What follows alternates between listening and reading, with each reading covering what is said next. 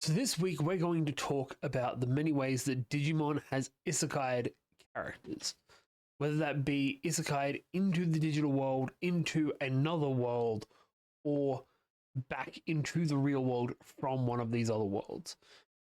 And we can only really get through Adventure tonight because there are so many different times that people get isekai'd in this show. But we're going to be going through as much of Adventure as we can, be that the different shows, the comics, the manga, the games, whatever we can. And we're going to start at the very beginning, which is several Digi eggs being isekai'd out, starting with Louis' Digi egg that eventually hatches into Ukomon.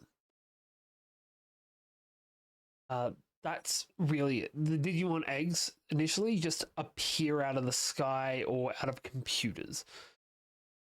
It does happen at a crucial moment for Louis, but it kind of just no explanation is there. Then we have the original DigiDestined who come back in Try as two of the grown-up characters. After that, though, we get to the fun ones that we actually see in the show.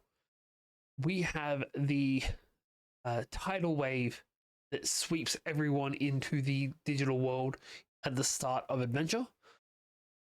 And again, we don't really get an explanation for this, but they do use the same effect multiple times in the show. It also happens when Tai is being swept back to the digital world. Because it might just be the look of it. They also kind of get sucked into the sky with the tidal wave.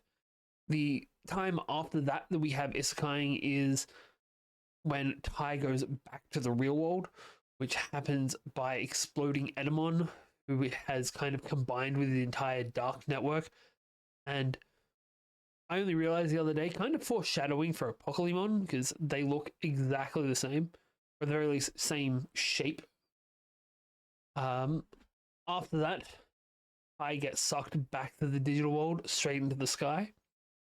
Then we have an ancient gateway, which has a pin code of Digimon cards to allow you to go through. And the weird thing is that Genai has the cards to do it, but Myotismon has already done it. So I don't know if there's multiple copies of these cards, or if Myotismon hacked it, but that's how they get back as a group to be able to try and find the 8th DigiDestined. Just remember that Gomamon is the correct card to get through to the main world. On the way back, when the fabric between the worlds has been shrunk, we have using Digivices to create a rainbow bridge to float back into the sky, into the Digiworld, because the Digiworld at that time was the sky. And ending off Adventure, we have riding a trolley into an eclipse, which is how the original Adventure ends. Ride it back into the main world. After this, we have Tai and Matt being sucked into a computer, or into their computers, which is during our war game. In Adventure 2, it is almost entirely we're just opening up portals in our computer, which is where this comes from. Though there are a couple of exceptions to this. The first and second of these are going to the Dark Ocean, which is another pocket dimension, essentially, that is the deepest recesses on the other side of the digital world. It is run by Dragomon, and I have a vivid memory of owning a comic that went into PK and Kairi coming back to the Dark Ocean, getting their Digimon to Megas and just going to town on Dragomon.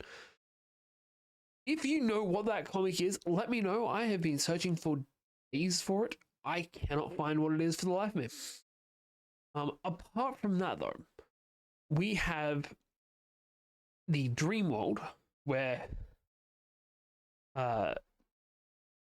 it's basically the same way that the kids got out of Digiworld, but going backwards. So apparently there is a gate to the dream world on Earth. And then you can get from the dream world to the digital world by creating 2 different Imperial Digimons and getting them to use a double positron laser, because that will apparently open a portal to the digital world. And last but not least is Digimon Tri. There's just lots of distortions. Sorry, there are a couple of things from the games though. So in the anode and cathode Tamers, they try and play it off like it's a dream in the first games. But since it is referenced in the following games, it can't be a dream. So he just must have gone into his computer, or maybe his consciousness left his body and went into the computer, which thanks to Mirai, we know is a thing that can happen. Rio and Ken got sucked into their computers before Ken became the Digimon Emperor. Ken also went to the Dark Ocean through the power of depression and anxiety. Also, TK got to that world, to the Dark Ocean, but we're not entirely sure how he got there. I think it might have just been a, like, I'm following the compass, because the Digivices have that function, but I could be wrong on that one.